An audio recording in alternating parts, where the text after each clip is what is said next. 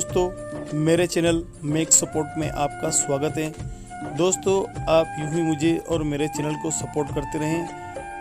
अगर दोस्तों आप नए हैं तो प्लीज़ मेरे चैनल को सब्सक्राइब जरूर करें, जिससे आपको प्रभु श्री राम से संबंधित जानकारियाँ प्राप्त होती रहे। दोस्तों, आज के इस वीडियो में भगवान श्री राम के जीवन के सुने अनसुने 10 किस्सों के बारे में हम आपको बताएंगे, तो वीडियो पर बने रहें।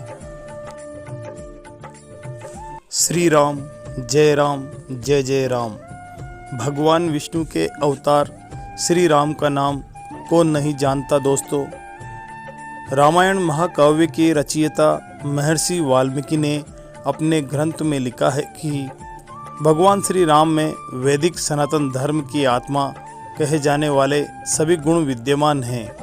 भगवान राम को पुरुषों में सबसे उत्तम पुरुष अर्थात मर्यादा पुरुषोत्तम भी कहा जाता है। भगवान श्री राम का जीवन परिचय। त्रेता युग में जन्मे भगवान श्री राम अयोध्या के महाराजा दशरथ के सबसे बड़े पुत्र थे। लक्ष्मण, भरत, शत्रुघ्न राम के भाई थे। भगवान राम की माँ कौशल्या थी और शेष सुमित्रा और कैकेयी के पुत्र थे। भगवान राम का विवाह मिथिला नरेश राजा जनक की पुत्री सीता के साथ हुआ था।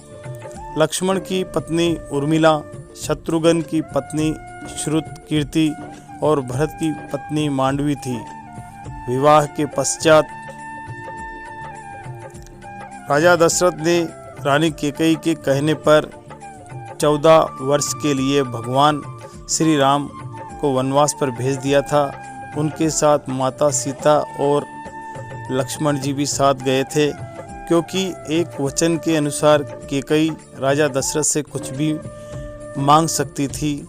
तो रानी कैकेयी ने दासी मंथरा के उकसाने पर भरत को अयोध्या का राजा बनाने और प्रभु राम को वनवास देने की इच्छा जताई और पिता की आज्ञा का पालन करके भगवान राम सीता और लक्ष्मण के साथ वन की ओर चले गए। भगवान श्री राम का महत्व।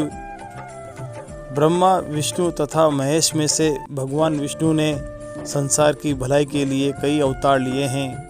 भगवान विष्णु द्वारा कुल 10 अवतार लिए गए, जिसमें से भगवान राम 7वें अवतार माने जाते हैं और यह अवतार भगवान विष्णु के सभी अवतारों में से सबसे ज़्यादा पूजनीय माना जाता है।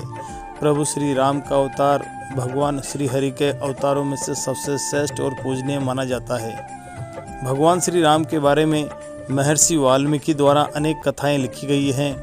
वाल्मीकि के अलावा प्रसिद्ध महाकवि तुलसीदास जी ने भी राम के महत्व को लोगों को समझाया है। भगवान राम ने कई ऐसे महान कार्य किए हैं जिसने हिंदू धर्म को एक गौरवमयी इतिहास प्रदान किया है। भगवान विष्णु ने राम बनकर असुरों का संहार करने के लिए पृथ्वी पर जन्म लिया।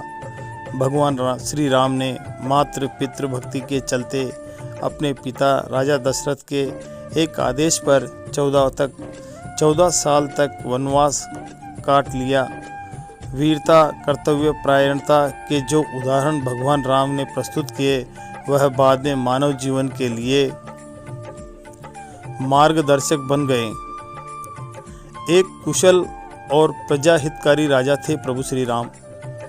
भगवान राम अपनी प्रजा को हर तरह से सुखी रखना चाहते थे। उनकी धारणा थी कि जिस राजा के शासन में प्रजा दुखी रहती है, वह राजा नरक भोगी होता है।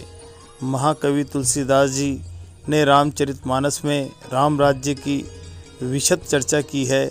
माना जाता है कि अयोध्या में 11,000 वर्षों तक भगवान राम का दिव्य शासन रहा। आदिवासियों के भगवान श्री राम। वनवास के दौरान भगवान श्री राम ने देश के सभी आदिवासियों और दलितों को संगठित करने का कार्य किया और उनको जीवन जीने की शिक्षा दी। उन्होंने देश के सभी संतों और उनके आश्रमों को राक्षसों, दैत्यों के आतंक से बचाया था। अपने 14 वर्ष के वनवास के दौरान भगवान राम ने भारत की सभी जातियों और संप्रदायों को एक सूत्र में बांधने का कार्य किया। चित्रकूट में रहकर भी उन्होंने धर्म और कर्म की शिक्षा दीक्षा ली। भगवान राम ने भारत भर में भ्रमण कर भारतीय आदिवासी जनजाति, पहाड़ी और समुद्री लोगों के बीच सत्य, प्रेम, मर्यादा और सेवा का संदेश फैलाया। और यही कारण था कि जब रावण से युद्ध हुआ तो सभी तरह की अनार्य जातियों ने राम का साथ दिया। चित्रकूट। भगवान राम की वापसी। भगवान श्री राम कहते हैं कि पृथ्वीलोक एक ऐसा लोक है जहाँ जो भी आता है उसे एक दिन वापस लौटना ही होता है। ठीक इसी तरह श्री राम भी अपना मानवीय रूप त्याग कर अपने वास्तविक स्वरूप विष्णु का रूप धारण कर बैकुंठ धाम की ओर चले गए।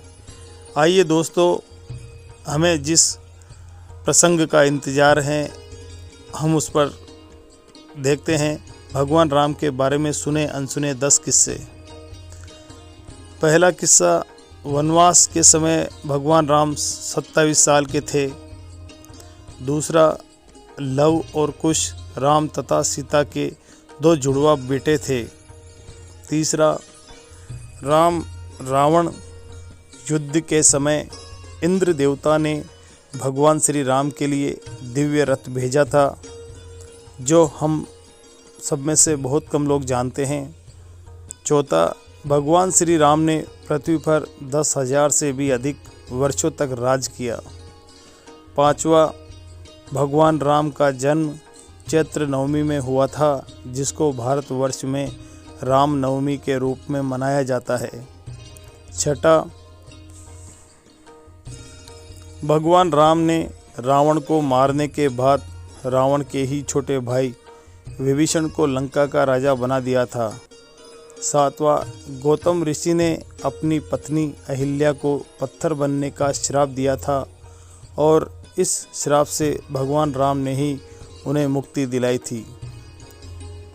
आठवां, अरण्य नाम के एक राजा ने रावण को श्राप दिया था कि मेरे वंश से उत्पन्न युवक तेरी मृत्यु का कारण बनेगा, और भगवान राम इन्हीं के वंश में जन्मे थे।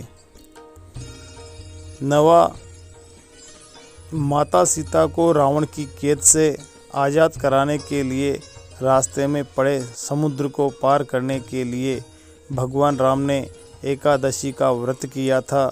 यह व्रत बहुत ही फलदायी होता है।